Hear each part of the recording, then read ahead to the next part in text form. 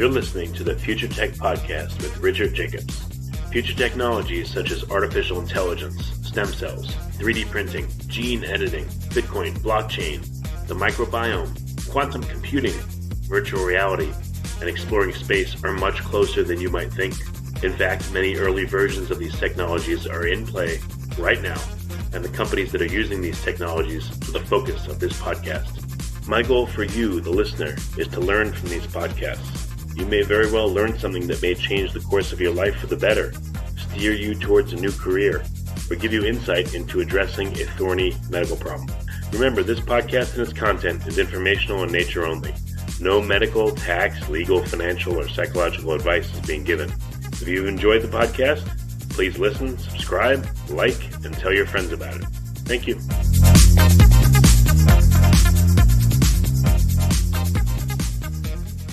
Hello, this is Richard Jacobs with the Future Tech and Future Tech Health podcast, and I have Ron Barshop. He's the CEO of Beacon Clinics.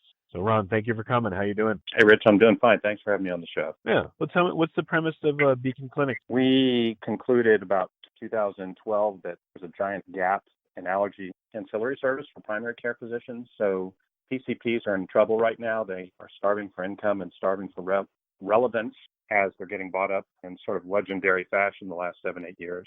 So this is a way for the independent to stay independent by taking home some meaningful income while performing some meaningful outcomes in a giant field called allergy. So pretty much everybody, you live in Texas, everybody in Texas is walking in with sniffles and sneezes into these docs' offices.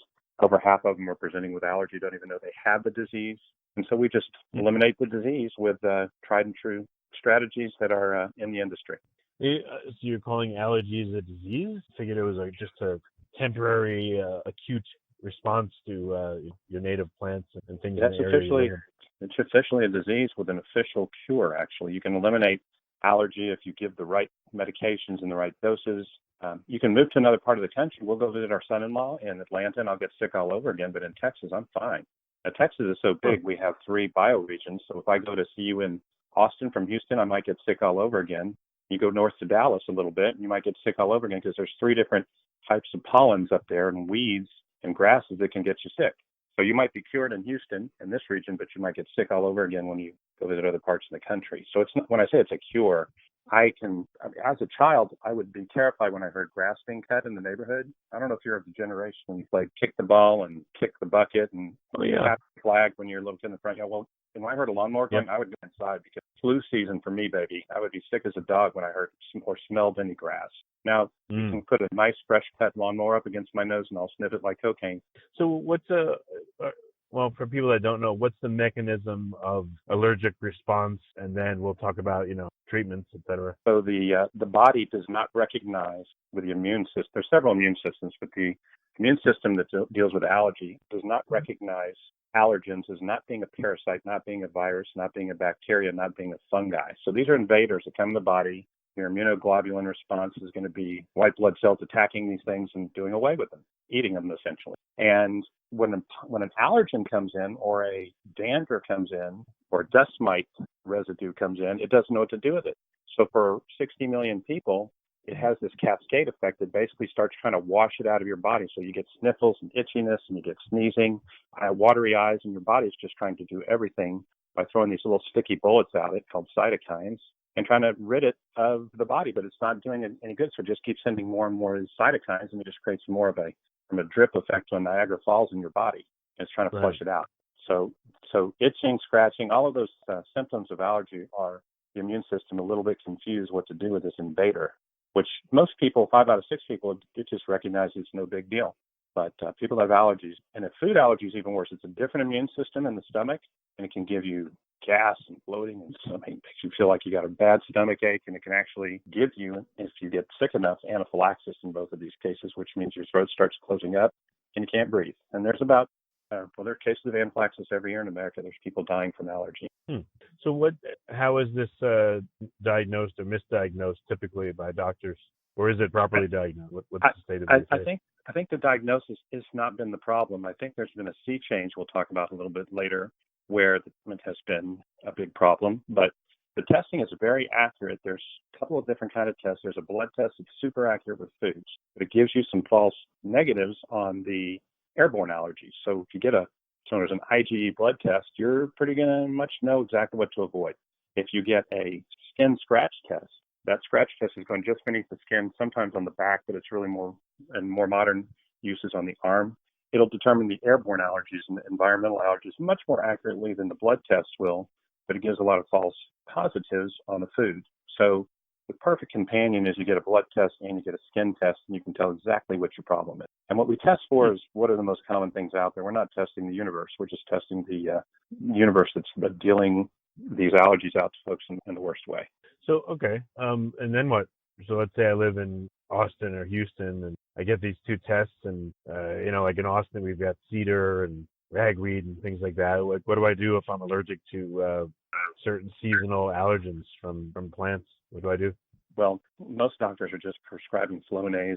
The problem with antihistamines, decongestants, and even steroidals if you have asthma, which pretty much everybody has asthma, has allergies, and everybody has allergies, has asthma. But if you have these over-the-counter drugs or even prescribed drugs that are stronger, maybe, the problem is you're just sort of mowing the weeds. If you take allergy shots, which is my world, you're uprooting the weeds and eliminating the weeds. So those people are prescribed this never-ending merry-go-round of antihistamines and decongestants. And the problem is, particularly for kids, it really plays havoc with their digestive system, night terrors. There's all kinds of side effects that aren't very good. And then eventually, if you're an adult, you will wear your system down and it won't recognize the med anymore, and the med is going to be ineffective. So you go through Zyrtec, then you go through, 5 others, and eventually your body just says, I don't even care anymore. Throw what else you got at me, and you run out of things to throw at it. So allergy shots are really the only permanent solution that really eliminates a disease as opposed to just treats a disease. So it's an option, but it's not for everybody because you have to go in for shots, and that's not easy for everybody. So why would Flonase not work or antihistamine not work or only work temporarily and a shot work more permanently? What's the difference in mechanism? You just go down the aisle of CVS or Walgreens and you will see a giant aisle of allergy treatment, cold remedies. They're all the same medications in 3 different variations, but they're basically either tricking the immune system or they're drying up the Niagara Falls I was talking about, or in some cases they're interfering with the immune system's reaction. So there's a lot of different mechanisms. None of them are treating the root cause of what's causing the allergy, which is this immune system not recognizing these invaders as being harmless. Okay, so again, an antihistamine, it seems like it blocks the body's normal response to try to get rid of an invader. But does an allergy shot work the same way, or am I wrong? Or? Well, no. So think the word histamine. That's the little. I talked about these little sticky bullets called cytokines. Histamines and cytokines is what your immune system is sending to the invaders to stick to them. So the white blood cells have a little signal post to say, hey, I'm going to attack this thing. So that's what a histamine is. It's basically a sticky bullet that's a marker to tell your system, go for it, go get it. An antihistamine, again, just says, wait a minute, don't send any more sticky bullets, we're done here.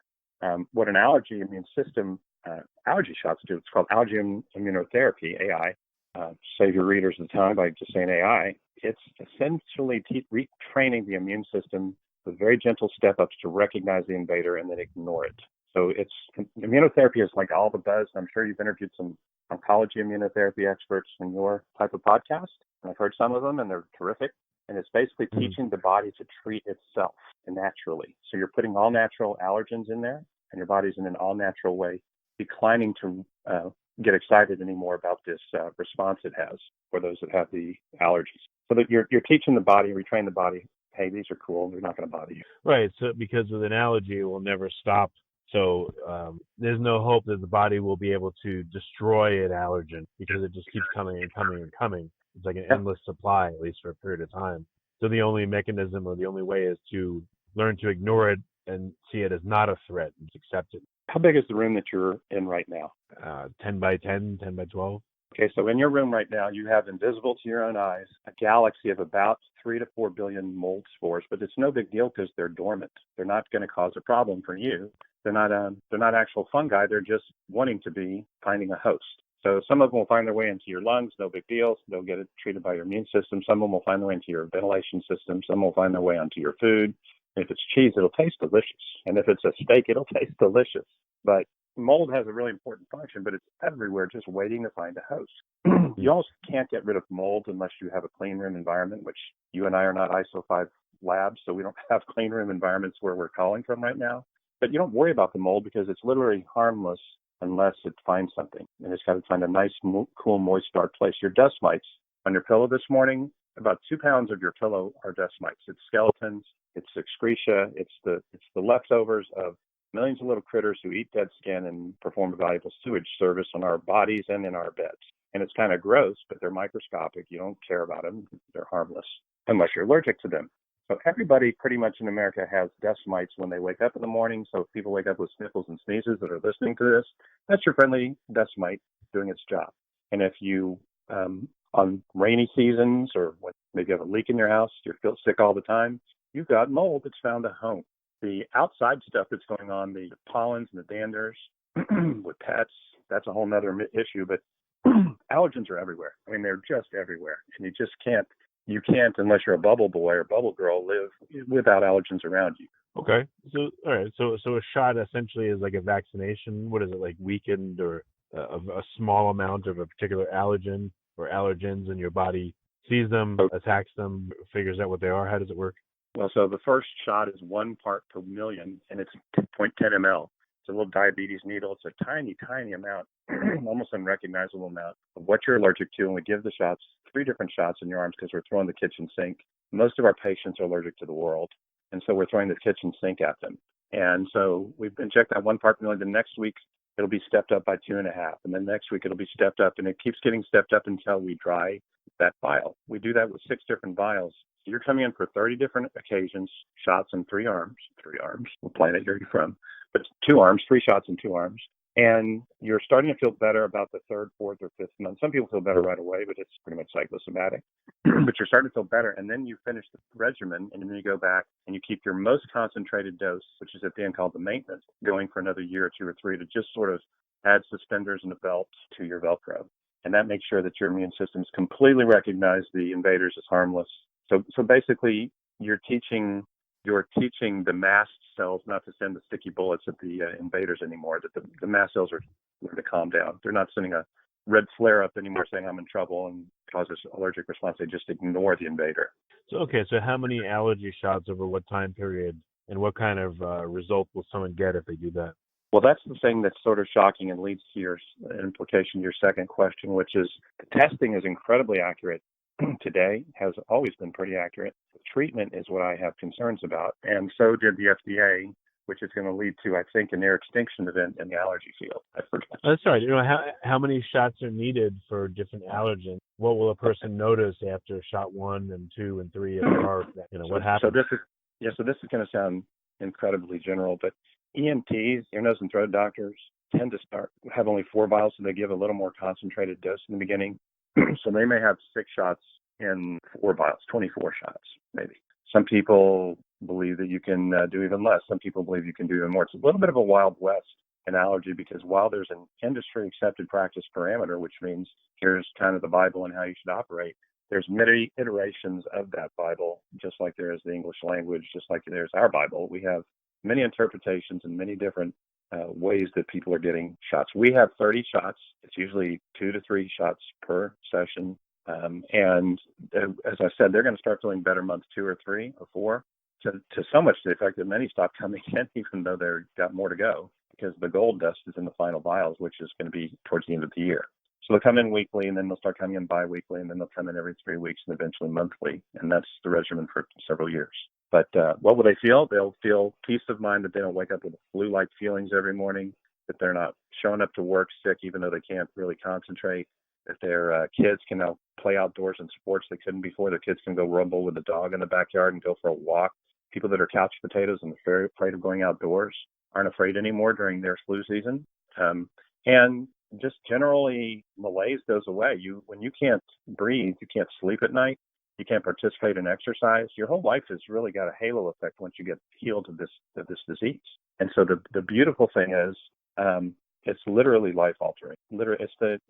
Allergy is a top 3 cause for absenteeism. It's 60 million people. There's a lot of sufferers. Everybody knows somebody with allergy, and it tends to follow families. But it's growing food allergies are doubling every 10 years, and allergies are growing about every 15 to 20 years and doubling as well. So we live in a sanitary house with a sanitary car that takes us to a sanitary office. And we used to live on farms and poke around with cows and mess with the corn and play in the dirt for dinner. And allergies weren't quite so bad then, but they're just in this extremely sanitary life we live has really blossomed the industry for allergists. But they're about to go away, I think, and largely because of this problem I was talking about earlier. I thought I lost you. Okay, we'll end it out. So what's the big change in the dynamic of the medical industry? You've referred to this a few times. Like what's happening with primary care physicians? They're being bought out, but what does that mean? They're being muzzled and they can't offer allergy shots? Or what's the big change in the industry that's happening? It's sort of that, but not really. The first attempts at limiting allergy. So there are allergy services companies like mine that are using a PCP to provide the service. They're basically being shut out of states because they're limiting the scope of PCP's practices by asking them questions like, how much CME do you have in allergy treatment? How much CME do you have in allergy compounding? Because that's what these service companies are requiring in their models. So Ohio, where you went to school, Illinois, Florida, Oklahoma, many states are limiting the scope of practice PCP, saying you can no longer supervise allergy outside of your scope of practice. But even bigger than that, what's affecting virtually every allergist. So it's kind of a three-part story, Rich. The first part is that 90% of all allergy medications are compounded in an allergist room, just like yours, your 10 by 10 room. So you can imagine with 3 billion mold spores in there, it's not the cleanest environment, but again, it's harmless because the mold is dormant.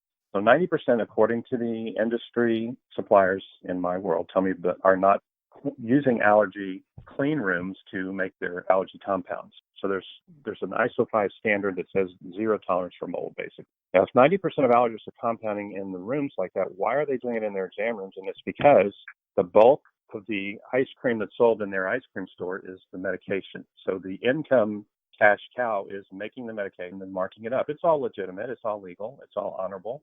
But the compounding cost when you make it in your office is about 1/20th of when you make it with a professional ISO 5 clean room lab. Okay, so the cash cow is about to be thrown out, and here's the why, and I alluded to it earlier. I'm not a mycologist. I'm not a scientist. I'm not a doctor. I'm not even a wannabe, but I do study things because I'm in the business world that can affect my world.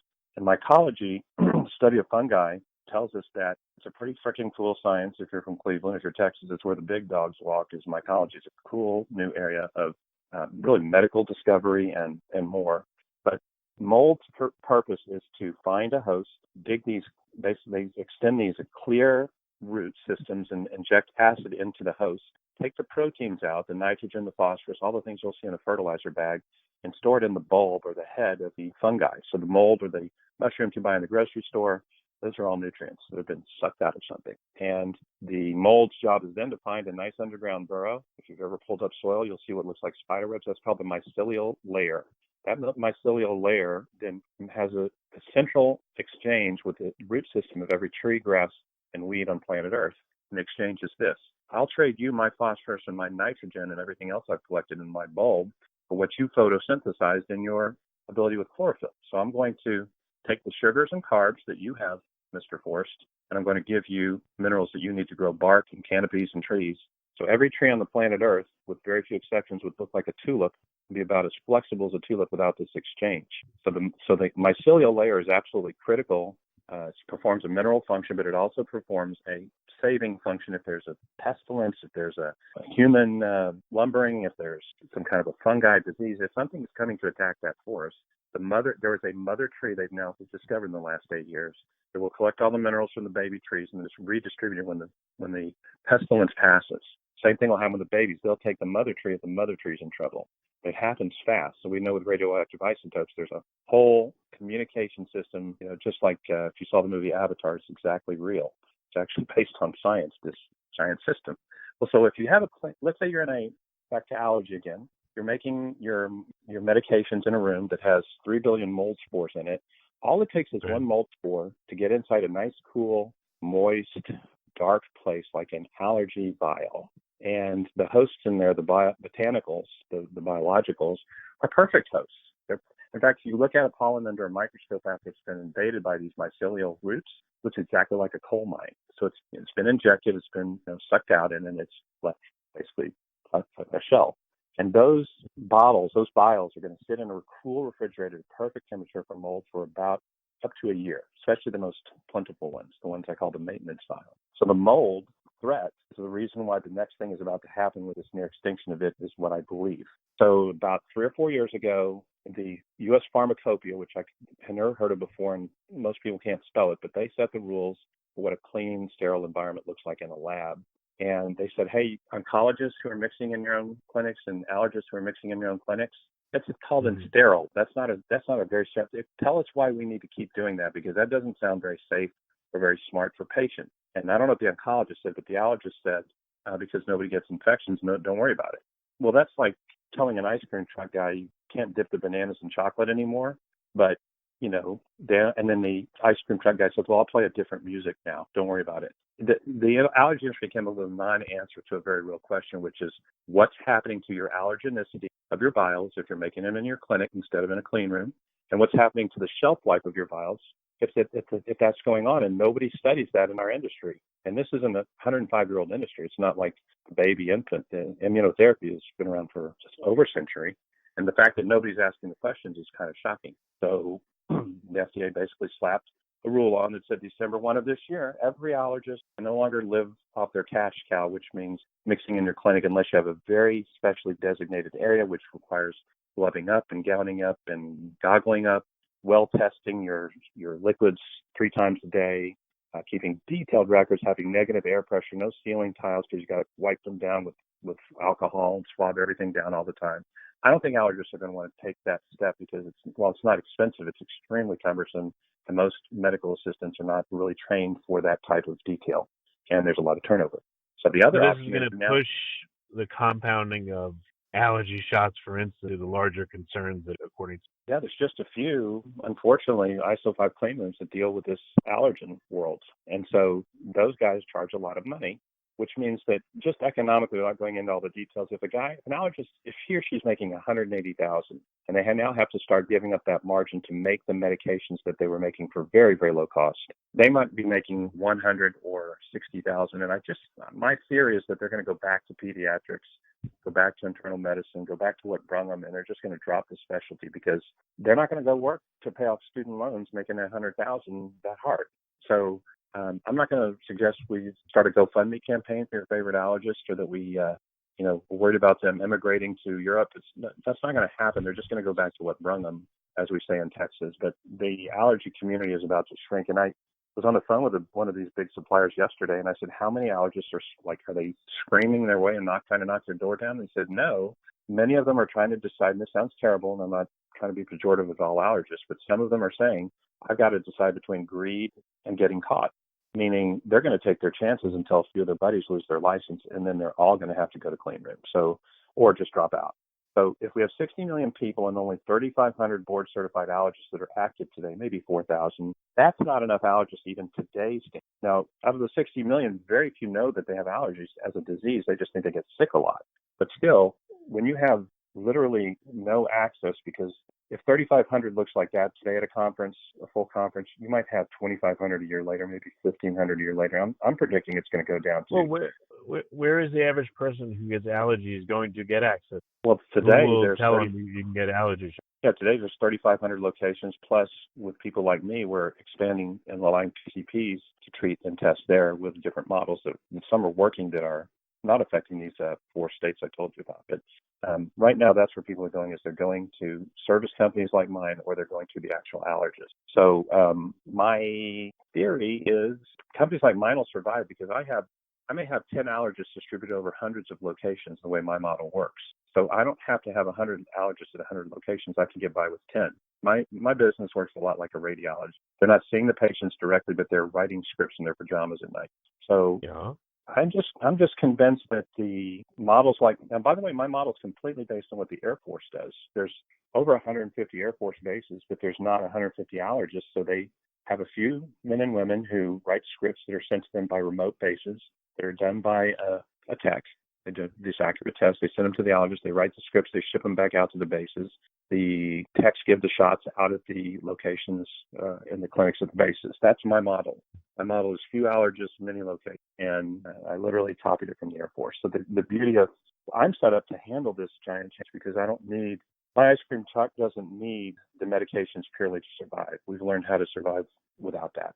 So do you have facilities where you're doing the compounding itself, or you just have a network where you're able to afford and contract with these large facilities that do it in clean rooms, and then you can distribute it? I wouldn't dare try it myself. That's a really tricky industry. I would always be using, as I always have been, a supplier or a third party to do that. They know what they're doing, and they're very good at it. Okay. All right. It makes sense. Do you think that most people, when they have allergies or their kids have allergies, do you think they're aware that there is such a thing as allergy shots? Or, why would there be stores with shelves full of Flonase and things like that if it doesn't seem like people are very aware of it, the cure for persistent allergies? It's funny. There's been a lot of studies on how much you're spending on the decongestants and antihistamines, and you got to throw in Kleenex and a bunch of other things that are just letting people sleep at night, sleep aids. These are it's a $2,000 a year industry for the average allergy sufferer. Okay, $2,000 sounds like a lot of money, but the medications aren't cheap, and some people are sick year round. As I said, if they have mold or dust mites. So it's not just when your cedar's high in Austin; it's when your pillows, are getting older. It's when your mattresses are getting older. So there's nothing about allergy that goes away if you just take those. It just keeps coming back again and again. So many people just think they're sick. Have you ever seen somebody with raccoon eyes? They got really dark circles under those eyes. Those are people that are suffering from allergies badly and probably don't even know it. And again, I would say 95% of our patients don't know they have allergies. They just think they get sick a lot. I got sinus problems. I got sinusitis, like infections, whatever. They don't know what it is. Yeah, I mean, I don't know. I'm thinking about my family's experience. And yeah, like every year, certain times a year, going into winter or coming spring, I mean, I tend to get these. So you're saying that for myself and the people like me should look into getting tested for food intolerances and allergy shots may be a better way to go. Yeah, there are foods that may make you sleepy, so you'll have an intolerance. They may make you feel a little strange or a little odd or a little bloated. Those are intolerances. An food allergy, you'll know if you have it because your lips will swell up, your throat might start closing. Anybody who has a food allergy, they can't make out with their boyfriend. They can't go to the school cafeteria without fear. They can't go to restaurants without fear. The beautiful thing about food allergies is there's a wonderful doctor in Dallas named Rich Wasserman. And Rich Wasserman is sort of the George Washington of treatment for food allergies. So he has taught over 100 allergists around the country how to not only test, but how to treat for allergies using a lot of the same strategies we do in airborne.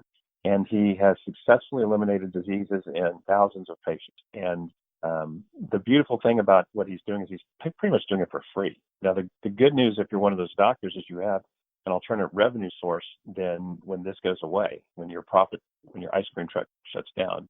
But the bad news is that the American Academy has not supported it because there's a lot of anaphylactic risk, even though they've got it under control.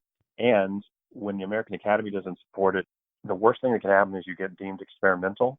Experimental is the sort of Damocles on any way of getting reimbursed in the future because experimental means that the Cignas and Aetnas of the world can cut you off and not pay you because it's not deemed mainstream. So the industry is never going to embrace food allergies because of the scariness of it. And the experimental designation just hit about 2 months ago. So sadly for people with food allergies that could have eliminated that disease in a whole different way, that is now going to dry up too, unfortunately. So the industry is about to go through a sea change. I'm sad to say that a lot of smart people are now going to have to give up their training and their fellowships and all that extra work and go find another job because allergy is really in trouble. And there are large outfits. There's a coast-to-coast outfit that Dr. Wasserman belongs to. They'll survive. The big boys will survive. They'll figure a way around it, and they'll maybe build their own lab and just sell to their doctors at cost. But the average allergist is an independent or working in small groups, and they're just not going to survive. ENTs have sinuplasty. They can do all kinds of procedures that allergists can't do that are very profitable. So they may shift gears and do more of that. But your neighborhood allergist is in trouble. Yeah, well, fair enough. I mean, again, on this podcast, more of the focus is health and improving their health. I do feel bad for the allergists, but to me, the thing that sticks out more, especially being an allergy sufferer myself, is that I don't know what I thought about allergies. I didn't realize it got much more effective in problems. Again, antihistamine, Flonase, things like that. I appreciate you talking about both. What areas do you serve with Beacon Clinics? So to give people listening, if they have problems with allergy, kids or people they know have them, what areas do you serve and how do they get in contact and get info?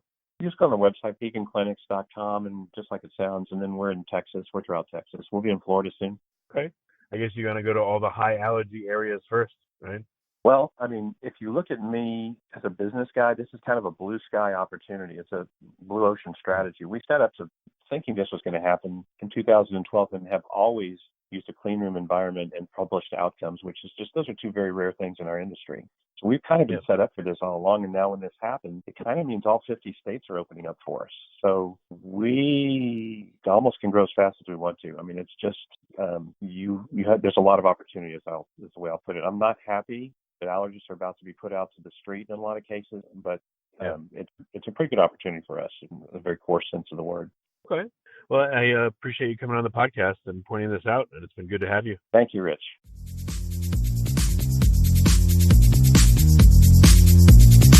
You're listening to the Future Tech Podcast with Richard Jacobs. Future technologies such as artificial intelligence, stem cells, 3D printing, gene editing, Bitcoin, blockchain, the microbiome, quantum computing, virtual reality, and exploring space are much closer than you might think. In fact, many early versions of these technologies are in play right now, and the companies that are using these technologies are the focus of this podcast. My goal for you, the listener, is to learn from these podcasts. You may very well learn something that may change the course of your life for the better, steer you towards a new career, or give you insight into addressing a thorny medical problem. Remember, this podcast and its content is informational in nature only. No medical, tax, legal, financial, or psychological advice is being given. If you enjoyed the podcast, please listen, subscribe, like, and tell your friends about it. Thank you.